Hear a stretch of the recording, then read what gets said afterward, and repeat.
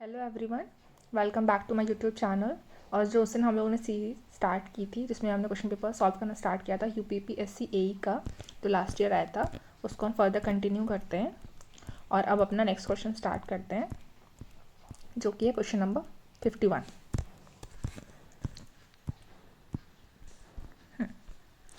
इस क्वेश्चन में क्या है, हम लोग को डिटर्मिनेंट निकालना है ऑफ द ग्राफ, जो हमें यहाँ पे दिया हुआ है। ये सिग्नल फ्लो ग्राफ है।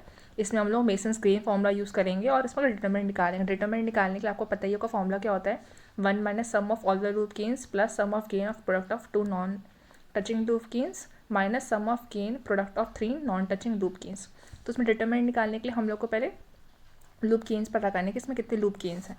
तो अगर आप इसको देखेंगे तो आपको एक लूप दिखाई देगा यहाँ पे बी और सी का, एक दिखाएगा एफ और जी का। ये 2 लूप हो गए।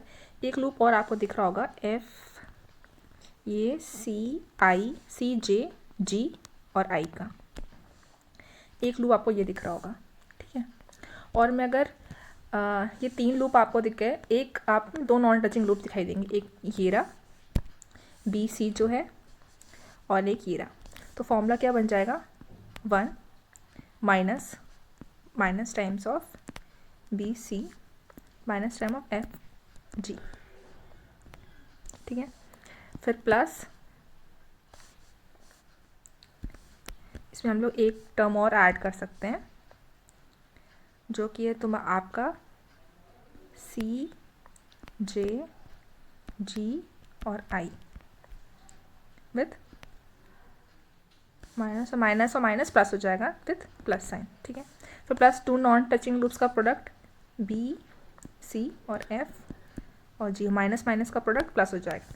तो जो आपका आंसर आएगा वो आ जाएगा 1 plus B C plus F G minus का सी जे जी और आई, ये बन जाएगा, जो कि आपका ऑप्शन नंबर डी बन रहा है। 1 plus B C F G plus B C F G minus C I J I, ठीक है। चलते हैं नेक्स्ट क्वेश्चन पे, क्वेश्चन नंबर 52।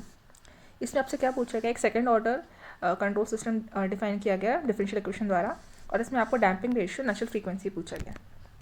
जब भी आपको डैम्पिंग रेशियो नेचुरल फ्रीक्वेंसी पूछा जाए, आप जो एक डिफरेंशियल इक्वेशन दी हुई है इसको आप लाप्लास ट्रांसफॉर्म से कन्वर्ट कर लें एस के टर्म्स में। तो ये इक्वेशन क्या बन जाएगी, 4 times of s square plus 8 s plus 16 is equal to 16, ठीक है, ऑफ जो कि आपका इनपुट का टर्म है यहाँ पे आई ऑफ एस, और यहाँ पे आउटपुट का टर्म जो पूरा आएगा यहाँ पे, ठीक है। तो आउटपुट अपॉन इनपुट, ये क्या बन जाएगा, 16 upon 4s square plus 8s plus 16, ये आपकी आ गई इक्वेशन।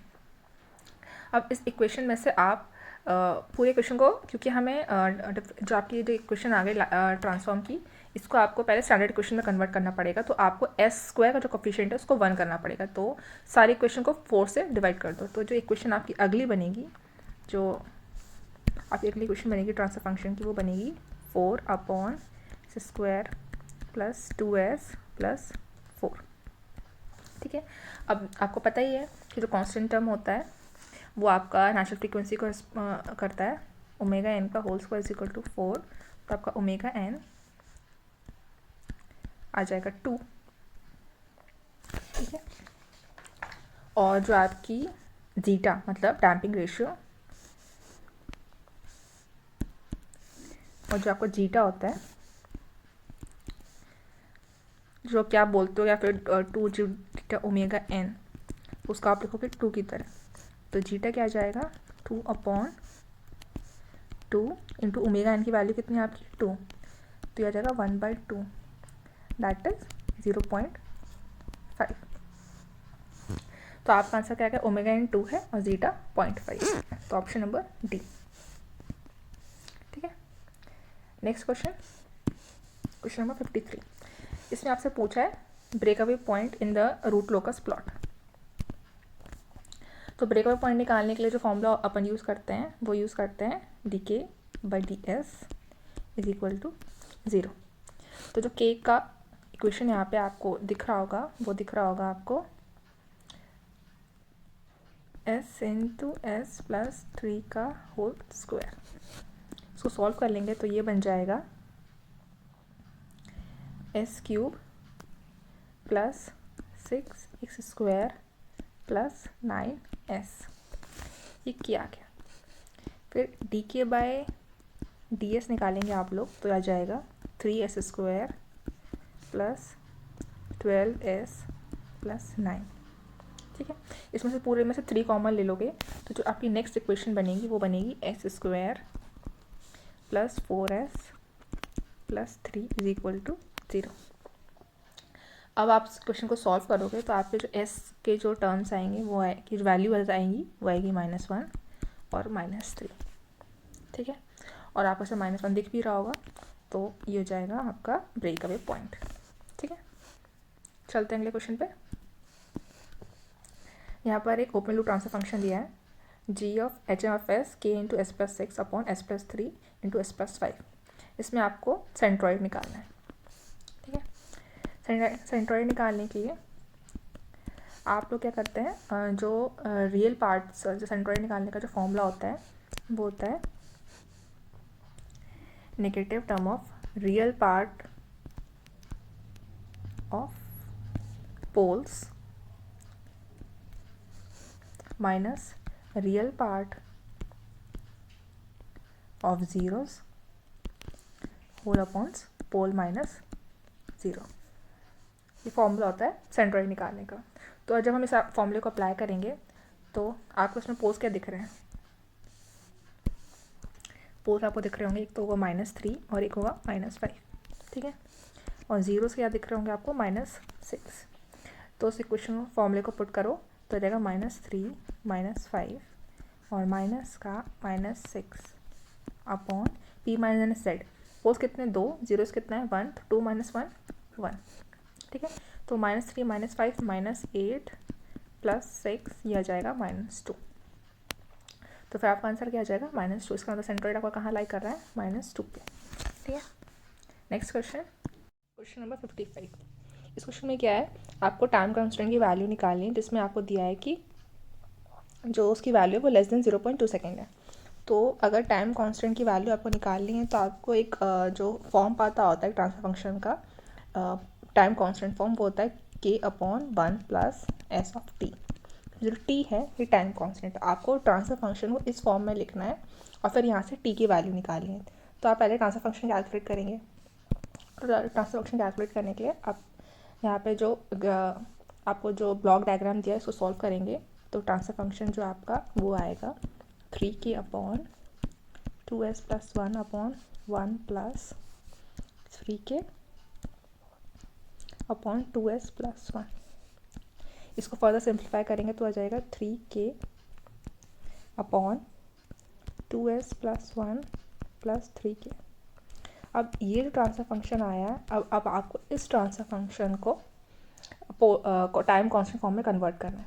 तो आप कैसे कन्वर्ट करोगे, पूरे जो ट्रांसफर फंक्शन आएगा उसको आप 3k प्लस 1 से डिवाइड कर दोगे। तो जो आपका जो ट्रांसफर फंक्शन बनेगा वो बनेगा 2 अपॉन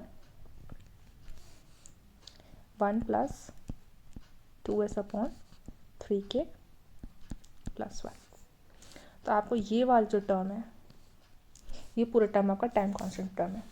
तो आप क्या लिख सकते हो इसको 2 upon 3k plus 1 is less than 0.2। और फिर आप यहाँ से सिंप्लीफाई करके k की वैल्यू निकाल सकते हो जो कि है कि ग्रेटर देन 3। ठीक है, इसलिए आंसर हो जाएगा option number A. Next question पे चलते हैं। नेक्स्ट क्वेश्चन है क्वेश्चन नंबर 56। इसमें आपको ट्रांसफर फंक्शन दिया है g of s equal to c into S of I S I minus A का inverse b of the system दिया होगा आपको। ठीक है, इसमें एक एक्स की इक्वेशन दी है ax प्लस बी यू और आउटपुट की इक्वेशन दी है y equal to c x plus t u. इसमें दिया has no poles and zero cancellation the system is. अगर आपको ये मेंशन है कि इसमें कोई पोल और जीरो कैंसिलेशन नहीं हो रहा है, इसका मतलब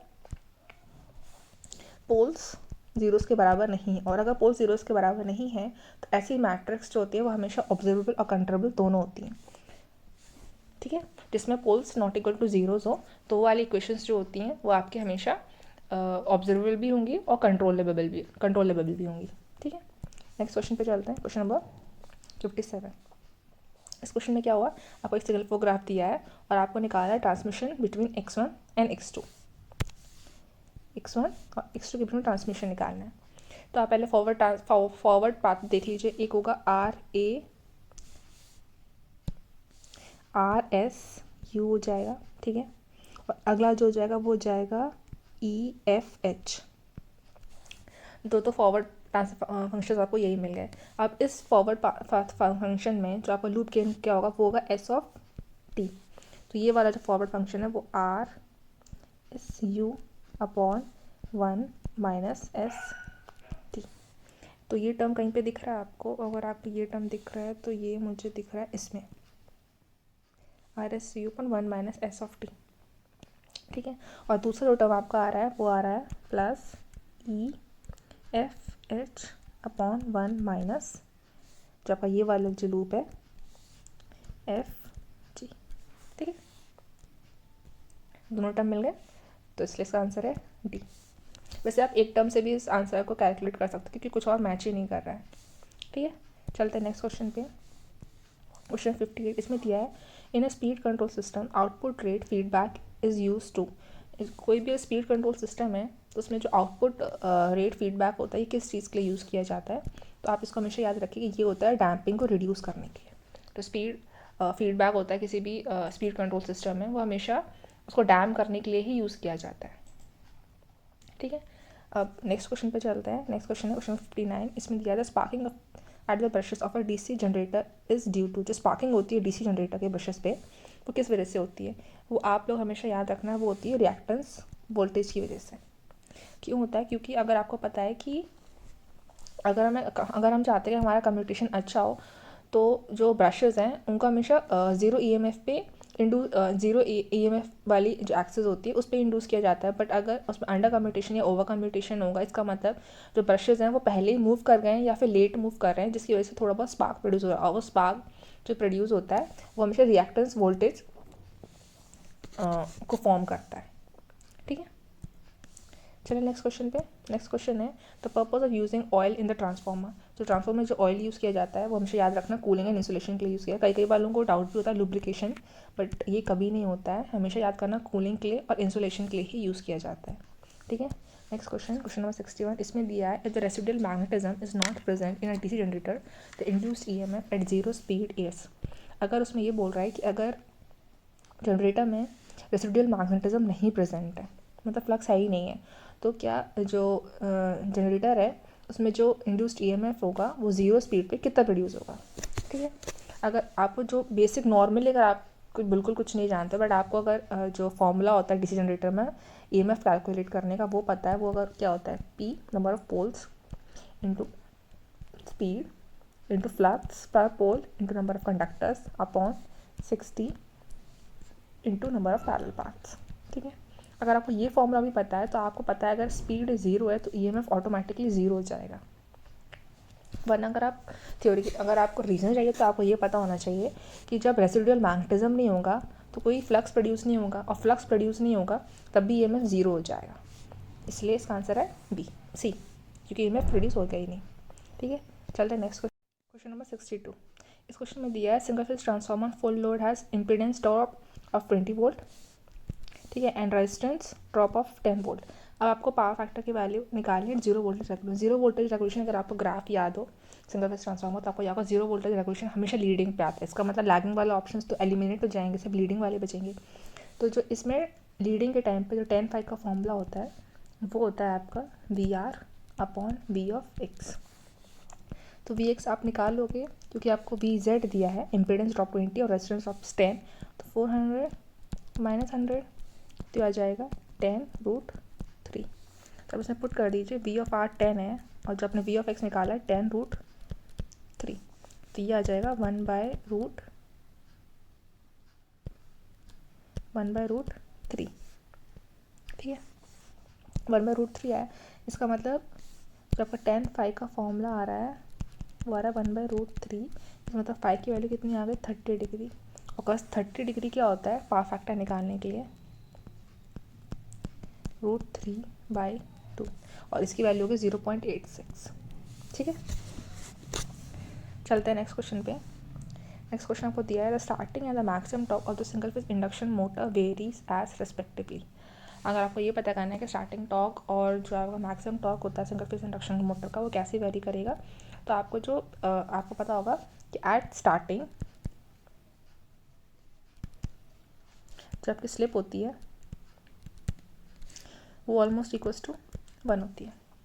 इसका मतलब है कि रेजिस्टेंस की वैल्यू बहुत बहुत कम होगी आपकी रिएक्टेंस से। ठीक है, तो जो आपकी स्टार्टिंग टॉर्क होगी वो जाएगी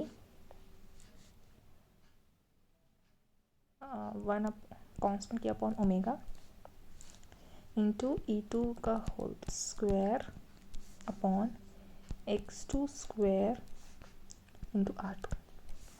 तो x2 का स्क्वायर और ओमेगा फ्रीक्वेंसी टर्म, तो ये आ जाएगा जो कि आ जाएगा डायरेक्टली प्रोपोर्शनल टू 1/फ्रीक्वेंसी का क्यूब। ठीक है, इसका मतलब जो आपकी स्टार्टिंग टॉर्क है फ्रीक्वेंसी क्यूब के प्रोपोर्शनल है। तो आप सिंपल एक फॉर्म आपको दिख रहा होगा टर्म जो कि बी वाला ऑप्शन, आपको मैक्सिमम कैलकुलेट की ज़रूरत है ही नहीं, बट आपको स्टिल मैक्सिमम कैलकुलेट करना है। तो मैं बताती हूँ, तो मैक्सिमम टॉर्क जब आप कैलकुलेट करते हैं तो उसमें आप यूज़ करते हैं 1/ओमेगा k/ओमेगा इंटू V2 का whole square upon twice of x2। ठीक है, तो इसमें एक ओमेगा टर्म है और एक x2 का टर्म है, इसका मतलब फ्रीक्वेंसी किसके प्रोपोर्शनल होगी 1/f² के। ठीक है, तो ये वाला टर्म हो गया, इसलिए आंसर बी है। वरना आप सिर्फ स्टार्टिंग टॉक से भी आंसर कैलकुलेट कर सकते थे, आपको ज़रूरत ही नहीं थी कि आप मैक्सिमम कैलकुलेट करें। और अगर आप मैक्सिमम कैलकुलेट करें तो इसमें दो ऑप्शन आते, तो आपको फिर भी आपको स्टार्टिंग टॉक कैलकुलेट करना पड़ता है, इसलिए स्टार्टिंग टॉक कैलकुलेट करके भी आप निकाल सकते थे। ठीक है, चलते हैं नेक्स्ट क्वेश्चन पे, क्वेश्चन नंबर 64। इसमें दिया था power factor of a synchronous motor. Power factor of synchronous motor के बारे में पूछा जा रहा है। आपको पता होगा power factor of synchronous motor का जो डायग्राम होता है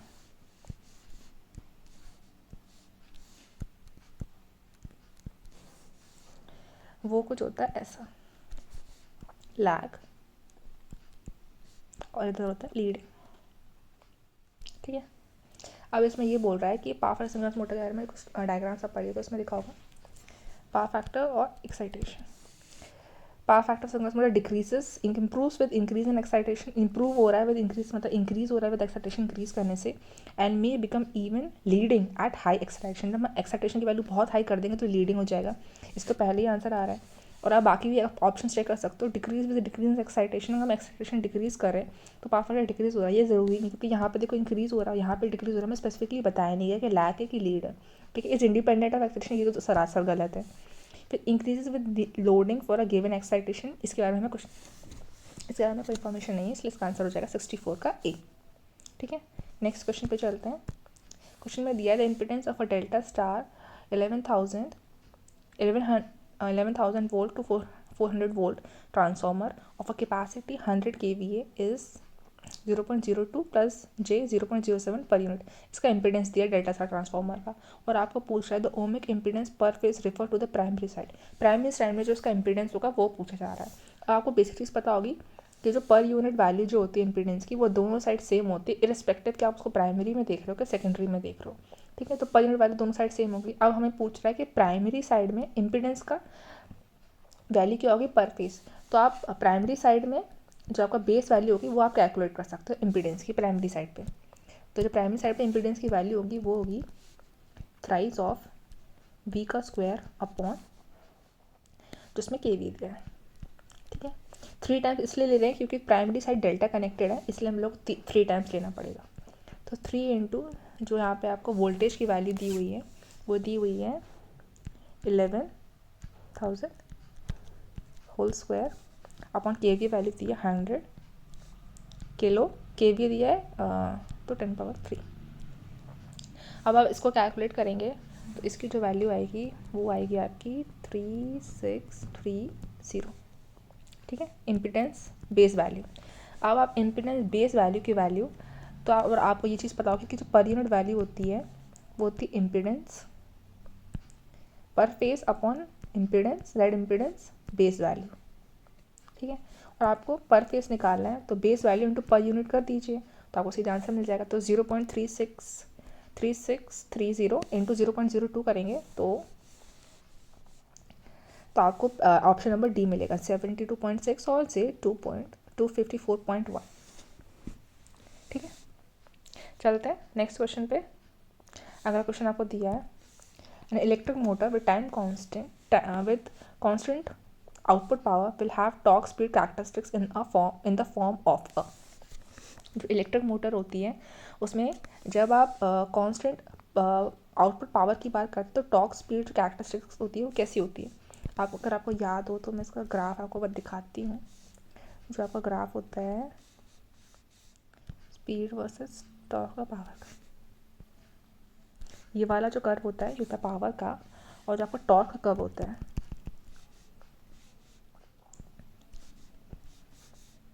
वो कुछ ऐसा होता है। ठीक है, तो जब आप कांस्टेंट पावर की बात कर रहे हैं तो जो हमारा जो टॉर्क का कर्व है विद स्पीड वो एक आपको दिखेगा हाइपरबोला। ठीक है, इसलिए इसका आंसर क्या हो जाएगा डी, रेक्टेंगुलर हाइपरबोला। ठीक है, कांस्टेंट पावर के टर्म्स में। नेक्स्ट क्वेश्चन पे चलता है। नेक्स्ट क्वेश्चन दिया है in the parallel tuned circuit eight parallel resonance the impedance of the circuit is. आपको एक पैरेलल रेजोनेंस सर्किट दिया है और आपको इसका इम्पीडेंस पूछा है। आपको पता होगा रेजोनेंस के टाइम में हम लोग जब बात करते हैं तो हम लोग सिर्फ इमेजिनरी टर्म को ज़ीरो कर देते हैं। तो आप जब इसका इम्पीडेंस निकालेंगे, पहले आप इम्पीडेंस निकालेंगे इसका Z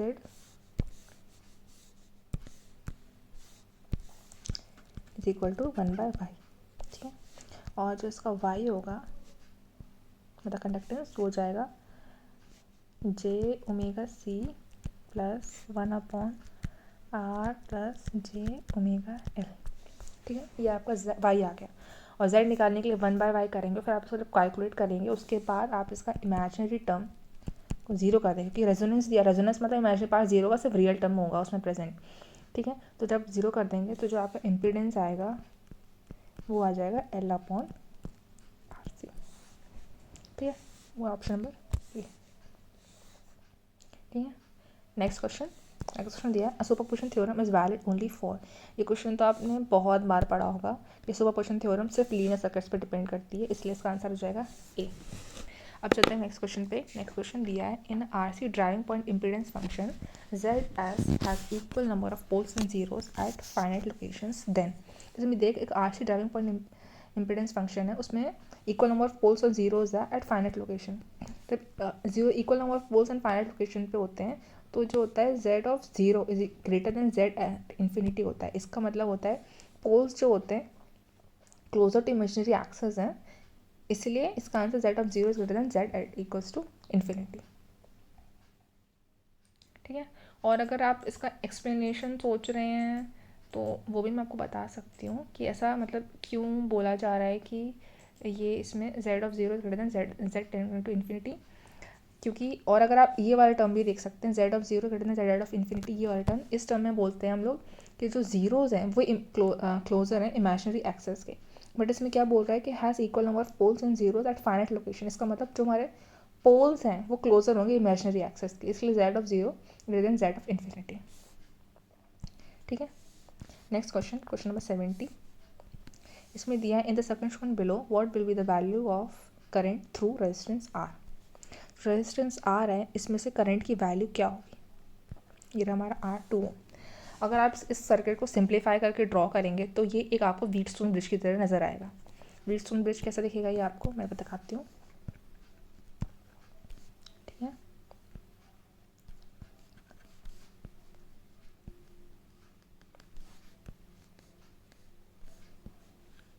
यहाँ पे 30 वोल्ट का वोल्टेज सोर्स है, यहाँ पे 20 ओम कनेक्टेड है R के, और यहाँ पे भी 20 ओम कनेक्टेड R के, और यहाँ पे कनेक्टेड है 10 ओम, और यहाँ पे कनेक्टेड है 10 ओम। ठीक है, अगर आप व्हीटस्टोन ब्रिज के बारे में पता होगा तो आपको पता होगा P/Q is equal to R/S। तो जो अपोजिट ब्रांचेस जो होती हैं R के अक्रॉस मतलब 10 और 20, इन दोनों का प्रोडक्ट और जो बची ब्रांचेस है इन दोनों का प्रोडक्ट इक्वल आता है, तो उसका मतलब व्हीटस्टोन बैलेंस्ड है। जो बैलेंस्ड होता है तो जो सेंटर वाली ब्रांच होती है इसमें से कोई करंट फ्लो नहीं करता है, इसका मतलब इसका करंट क्या हो जाएगा 0 एम्पीयर, क्योंकि बैलेंस व्हीटस्टोन ब्रिज है। ठीक है, नेक्स्ट क्वेश्चन दिया है a Hartley oscillator is used for generating. जो हार्टली ऑसिलेटर होता है ये किस चीज़ के लिए यूज़ किया जाता है? ये हम लोग यूज़ करते हैं रेडियो फ्रीक्वेंसी ऑसिलेशंस। इसका मतलब हम लोग उसको यूज़ करते हैं हाई फ्रीक्वेंसी के लिए। अगर आपको हार्टली ऑसिलेटर का सर्किट याद हो तो होता है L1 L2, इंडक्टर्स होते हैं टैप्ड, प्लस आपका एक कैपेसिटेंस कनेक्ट होता है, ठीक है। और यहाँ पर एक आपका ओपैम्प होता है। तो इस सर्किट में जो यहाँ पे टैप्ड इंडक्टर्स होते हैं, इस सर्किट में हार्टली ऑसिलेटर कैलकुलेट करने का हम रेडियो फ्रीक्वेंसी ऑसिलेशंस को कैलकुलेट करते हैं, मतलब हाई फ्रीक्वेंसी को कैलकुलेट करने के लिए यूज़ करते हैं हार्टली ऑसिलेटर को। फिर next question, for the most accurate model the diode forward current is. हम लोग को डायोड के फॉरवर्ड करंट के बारे में पूछा जा रहा है, तो ये क्वेश्चन आपको अगर याद हो तो इसका ये एक तो आप इसमें से कुछ 2 टर्म्स तो वैसे भी आप एलिमिनेट कर सकते हैं। एक तो आप इसमें से ये वाला टर्म एलिमिनेट कर सकते हैं, ऑप्शन नंबर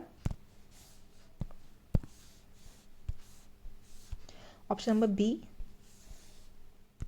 और ऑप्शन नंबर डी, क्योंकि 1 माइनस टर्म तो आता ही नहीं है, ठीक है। अब बचा ए और सी, तो आपको याद होगा कि ऑप्शन हो जाएगा इसमें से ए, क्योंकि हमें जो ड्रेन करंट होगा वो तो ऑब्वियसली पॉजिटिव होगा, तो यहाँ पे तो टेम नेगेटिव आ जाएगा, इसलिए इसका आंसर हो जाएगा I drain current is equal to I reverse saturation current into E की पावर QVDNRT-1, ठीक है। नेक्स्ट क्वेश्चन दिया आपको 73, the input output characteristics of the amplifier shown the figure below, gain is. इसमें आपको गेन की वैल्यू निकालनी है। तो गेन की वैल्यू निकालने के लिए आपको पता होगा गेन का फॉर्मूला होता है आउटपुट अपॉन इनपुट। आउटपुट दिया है 2 वोल्ट, इनपुट दिया है माइनस का 40 वोल्ट। ग्राफ में से दिख रहा है, स्लोप निकाल लिया आपको ग्राफ की, तो 2 अपॉन माइनस 40, तो जो इसका आंसर आएगा मिली वोल्ट है तो मल्टीप्लाई में 1000 आ जाएगा ऊपर, ठीक है। तो ये आ जाएगा माइनस का 50, ऑप्शन नंबर बी, ठीक है। नेक्स्ट क्वेश्चन आपको दिया है, in a crystal oscillator a crystal has thickness of t, it reduces time t by thickness t by 1%, what will happen to the frequency f। ठीक है, इसमें ये बोला अगर हम थिकनेस को t% रिड्यूस कर देंगे तो जो इसकी फ्रीक्वेंसी f होगी इसकी वैल्यू क्या होगी, ठीक है। अगर हम थिकनेस की बात करें, जो इसमें जब हम लोग थिकनेस यूज़ कर रहे हैं, तो अगर हम थिकनेस को t% जो आपको परसेंट रिड्यूस कर देंगे तो आपकी जो फ्रीक्वेंसी है वो 1% इंक्रीज़ हो जाएगी। इसका मतलब फ्रीक्वेंसी क्या हो जाएगी 1.01 ऑफ f1, जबकि अगली फ्रीक्वेंसी हो जाएगी वो 1.01 टाइम्स ऑफ f1 हो जाएगी। अगर हम थिकनेस को 1% रिड्यूस कर देंगे तो आपकी फ्रीक्वेंसी है वो 1% इंक्रीज़ हो जाएगी इनडायरेक्टली। तो अगर इंक्रीज़ हो रही है तो आप जो चेंज होगा फ्रीक्वेंसी में f2 minus f1 whole upon f1, तो आप जब इसको कैलकुलेट करेंगे तो जो चेंज आएगा वो आ जाएगा इंक्रीज बाय 1%, ठीक है। चलिए नेक्स्ट क्वेश्चन पे। नेक्स्ट क्वेश्चन आपको दिया है, in the circuit shown in the given figure below, voltage gain की वैल्यू पूछिए we output upon we input, ठीक है। अब इसमें देखो जो ये एक इन्वर्टेड एम्पलीफायर है, इन्वर्टेड ओपैम्प है सॉरी, तो जो यहाँ पे ये 0 टर्मिनल कनेक्टेड है तो ये यहाँ पे भी 0 हो जाएगा। तो आप इसको कैलकुलेट कैसे करेंगे, अगर आपको डायरेक्ट फॉर्मूला पता है तो वो तो आपको पता होगा माइनस का R2 upon R1, direct formula अगर आपको पता होगा तो आप डायरेक्ट पुट कर देंगे तो आ जाएगा 400 अपॉन 40 माइनस 10 दिया जाएगा माइनस का 10, डायरेक्टली इसमें से आंसर आ जाएगा आपका ए ऑप्शन। और आपको अगर फॉर्मूला याद ना आ रहा हो तो आप ये भी आप सिंपल जो सर्किट रिटर्न्स होते हैं नोड एनालिसिस यूज़ कर सकते हैं। यहाँ पे 0 वोल्ट है तो 0 minus v of i upon 40 plus 0 minus v output whole upon 400 is equal to 0। और फिर आप इस इक्वेशन को जब सॉल्व करेंगे तब भी -10 आएगा, ठीक है। नेक्स्ट क्वेश्चन 76, इसमें दिया है electric field E is equal to E not sine omega t, what is the phase difference between the conduction current and displacement current. तो कंडक्शन करंट डिस्प्लेसमेंट करंट की बात करें तो जो आपका कंडक्शन करंट होता है वो इलेक्ट्रिक फील्ड के प्रेजेंस में होता है, और जो डिस्प्लेसमेंट करंट होता है वो आपका डिफरेंशियल टर्म होता है डिस्प्लेसमेंट करंट का। तो जो इसका जो आपको जो इसका जो एंगल डिफरेंस होता है वो 90 डिग्री होता है, डिस्प्लेसमेंट करंट का और कंडक्शन करंट का, क्योंकि वो डिस्प्लेसमेंट का डिफरेंशियल टर्म होता है इसलिए। फिर अगली क्वेश्चन आपको क्वेश्चन नंबर 77 दिया है, match the column with match 2। आप कंटिन्यूटी आप ऑप्शन देखेंगे तो भी आपको थोड़ा बहुत आइडिया हो जाएगा। जो कंटिन्यूटी क्वेश्चन है वो होगी आपकी फोर्थ वाली, del dot g minus d rho v upon d t, ठीक है। और एम्पियर्स इक्वेशन भी अगर आपको याद होगी, del into h, del cross h minus j plus d d t by d t, ठीक है। और आपको अगर फोर्थ और फर्स्ट पता चल गया तो भी आप थोड़ा बहुत आइडिया हो जाएगा आपको कि फोर्थ और फर्स्ट वाले क्वेश्चन एम्पियर्स लॉ और ये, तो वो सिर्फ एक ही ऑप्शन में है, वो है बी। अगर आपको कोई भी दो इक्वेशन अगर आपको आइडिया हो जाएगा तभी आप इसमें आसानी से कैलकुलेट कर सकते हैं, ठीक है। तो इसलिए इसका आंसर रहेगा बी। या अगर आपको डिस्प्लेसमेंट करंट भी याद आ रहा हो, डिफरेंशियल टर्म जो होता है उससे भी आप इसको ईजिली बता सकते हैं। नेक्स्ट क्वेश्चन, ये मैच फॉलोइंग, इसमें मैथमेटिकल एक्सप्रेशंस दिए हैं सेकेंड टर्म में, और आपको इसको फर्स्ट कॉलम से मैच करना है। इंटरसेक्ट इम्पीडेंस जो होता है वो सबको पता होता है, under root of mu by theta, ठीक है। तो इसका मतलब ए का तो 2 है, अगर ए का 2 है तो बाकी तो ऑप्शन एलिमिनेट हो गए, मतलब ये तो एलिमिनेट हो गए, ठीक है। उसके बाद स्किन डेप्थ 1 अपॉन होगा, स्किन डेप्थ जो होगी हो जाएगी आपकी 1 upon mu upon frequency pi into conduction term, ठीक है। तो ये मतलब सी का 3 है, तो सी का 3 सब एक ही में है, इसलिए आंसर हो जाएगा सी। आपको कम चीज़ें याद हो तो अभी कोई दिक्कत नहीं है, अगर एक दो टर्म भी याद जाएगा तो भी आसानी से आप बना सकते हो। एलिमिनेशन तो आप टेक्निक यूज़ कर सकते हो ना, कि अगर आपको एक दो आंसर आ रहा है तो बाकी टर्म एलिमिनेट कर दो, किसी एक को भी अगर आप याद कर लो तो आप आसानी से सॉल्व कर पाओगे, ठीक है। नेक्स्ट क्वेश्चन दिया है, the ratio of change stored by two metallic spheres raised to the same potential is 6, the ratio of the surface area of that spheres is. आपको सरफेस एरिया पूछा है जब आपको सेम पोटेंशियल था उसको charge किया। मेटेलिक स्फीयर्स की बात की जा रही है, तो मेटल स्फीयर में जो कैपेसिटेंस का फॉर्मूला होता है वो होता है 4 पाई एप्सिलॉन नॉट आर, ठीक है। इसका मतलब कैपेसिटेंस और जो होता है वो होता है क्यू चार्ज बाय वी। इसका मतलब जो आपका पोटेंशियल है वो इन्वर्सली प्रोपोर्शनल है रेजिस्टेंस का। और आपको एरिया के बारे में पूछा जा रहा है, एरिया क्या हो जाएगा, रेजिस्टेंस का स्क्वायर, सॉरी रेडियस का स्क्वायर। तो सेम पोटेंशियल पे है, इसका मतलब दोनों का जो वो होगा, जो पोटेंशियल का रेशियोज होगा वो 6 होगा दोनों के, क्योंकि सेम पोटेंशियल पे हैं। तो फिर area R1 square upon area R2 square, और जो पोटेंशियल्स का जो आपको दिया रेशियो 6, इसका मतलब R1 square upon R2 square, ठीक है। तो 6 का होल स्क्वायर ये आ जाएगा 36, ठीक है, जो कि ऑप्शन में। नेक्स्ट क्वेश्चन पे चलते हैं। आपको सिलेंडर कोऑर्डिनेट दिए हैं 1 by rho D by D rho of D V by D rho और 1 + 1 by rho square D square V by D square 5 = 0। अगर ऐसे इक्वेशन कहीं भी दी हो आप डायरेक्टली इस इक्वेशन को लाप्लास इक्वेशन कहते हैं, क्योंकि आपको पता है कि del square of v is equal to 0 ये होती है लाप्लास इक्वेशन। और अगर नहीं 0 है तो वो हो जाएगी पॉइसन्स इक्वेशन। तो ये डायरेक्टली 0 दी है, इसका मतलब ये हो जाएगी लाप्लास इक्वेशन, ठीक है। नेक्स्ट क्वेश्चन नंबर 81, इसमें दिया है which are the following instruments are capable of serving as a transfer instrument. कौन सा इंस्ट्रूमेंट है जो ट्रांसफर इंस्ट्रूमेंट की तरह काम कर सकता है, वो आपको पता होगा। इलेक्ट्रोडायनोमीटर टाइप इंस्ट्रूमेंट्स होते हैं जो कि आपको ट्रांसफर इंस्ट्रूमेंट्स की तरह काम करते हैं, क्योंकि ये इंस्ट्रूमेंट्स जो होते हैं अगर हम इनको डीसी में कैलिब्रेट करें, ये विदाउट मॉडिफिकेशन एसी को भी आसानी से मेजर कर सकते हैं, वो भी गुड एक्यूरेसी के साथ, इसलिए इसको हम लोग ट्रांसफर इंस्ट्रूमेंट्स कहते हैं, ठीक है। नेक्स्ट क्वेश्चन दिया है आपको 82, इसमें दिया measurement of high resistance by loss of charge method which graph will be used for most accurate result. Loss of charge method में आपको बताना है कि इसमें से कौन सा ग्राफ है जो गुड एक्यूरेट रिजल्ट के यूज़ किया जाएगा। अगर आपको लॉस ऑफ चार्ज मेथड ना आ रहा हो तो आपको पता होगा कि ये जो मेथड होता है ये आपको हाई रेजिस्टेंस मतलब इंसुलेशन रेजिस्टेंस के यूज़ किया जाता है। और जो इसमें हम लोग फॉर्मूला जो हम लोग को यूज़ इसमें होता है वो होता है time constant t is equal to r c l n v c capacitance upon v source, इसका नॉर्मल फॉर्मूला होता है। तो अगर आप इसको सिंप्लीफाई करेंगे तो ये आ जाएगा आपका V C is equal to V S E की पावर टी ई की power T upon R C, simply formula आ जाएगा। और अगर आप इस फॉर्मूले को देखेंगे और अगर आपको वी एस के टर्म्स में बताना है तो ये आ जाएगा V S is equal to V C E की power minus T by R C.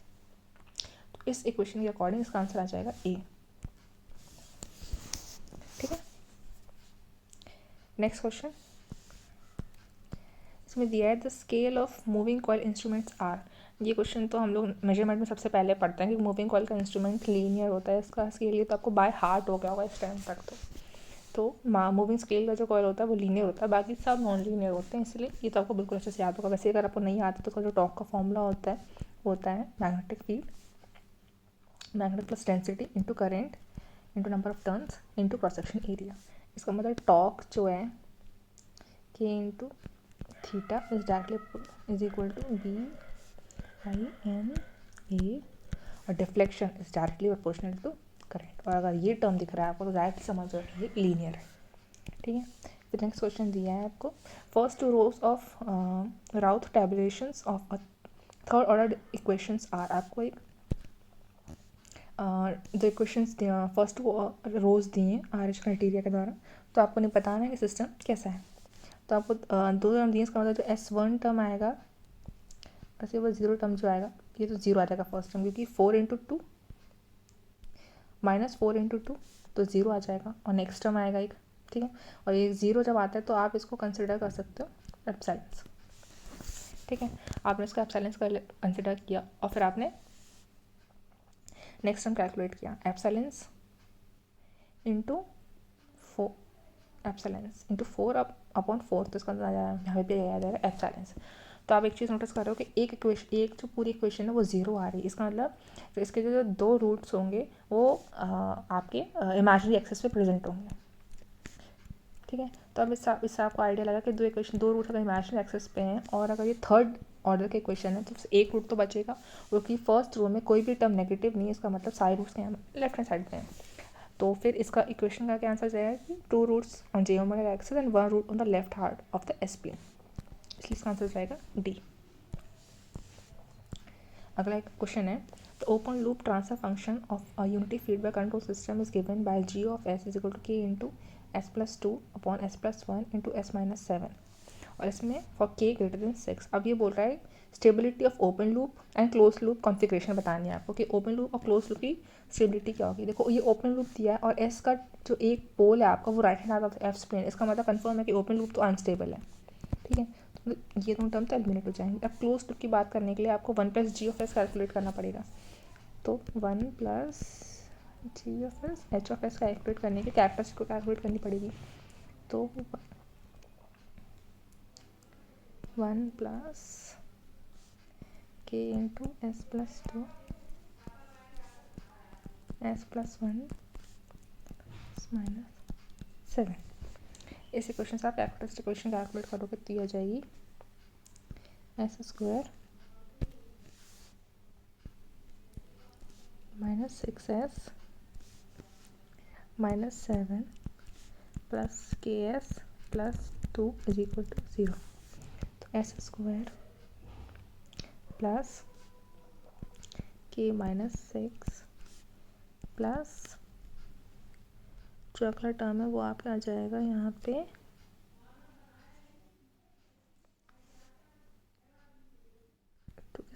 To के यहाँ पे तो जाएगा 2k minus 7 is equal to 0।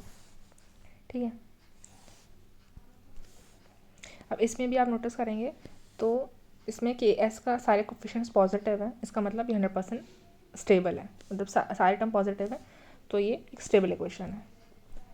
इसका मतलब ओपन लूप तो अनस्टेबल है, बट आपका जो क्लोज लूप है वो स्टेबल है, इसलिए इसका आंसर हो जाएगा डी। ठीक है, यहाँ पर वैसे भी कैलकुलेट होता है आर एस का क्राइटेरिया एस स्क्वायर 1 और एस 0 1 के माइनस 6 और 2k-7 और यहाँ पे भी करेगा 2k-7 और आपको दिया कि k की वैल्यू ग्रेटर देन 6 है, k की वैल्यू ग्रेटर देन 6 है तो इसका मतलब फर्स्ट रो जो होगी आर एस क्राइटेरिया द्वारा पूरी रो पॉजिटिव हो जाएगी, तो पॉजिटिव है तब ये स्टेबल हो जाएगा। ठीक है, इसका मतलब ओपन लूप अनस्टेबल है, क्लोज लूप स्टेबल है। नेक्स्ट क्वेश्चन दिया है a second order system control system has a transfer function. आपको सेकंड ऑर्डर का जो ट्रांसफर फंक्शन दिया, अब इसको पूछा है कि फर्स्ट ओवरशूट क्या होगा। फर्स्ट ओवरशूट का जो आपको फॉर्मूला अगर आपको याद होगा तो वो होता है n pi upon omega T. ठीक है, फर्स्ट ओवरशूट की बात कर रहे हैं, इसका मतलब n की वैल्यू क्या हो जाएगी 1, तो pi upon omega D. Omega D का फॉर्मूला क्या होता है omega n √1 minus zeta square. अब आपको ये जो ग्राफ दिख रहा है सेकंड ऑर्डर का ट्रांसफर फंक्शन दिख रहा है, इसमें से ओमेगा n की वैल्यू कितनी आ जाएगी √16 मतलब 4 और जीटा की वैल्यू हो जाएगी 4/4 × 2 मतलब 1/2। ठीक है, और इसको आप ओमेगा डी में पुट करते हैं।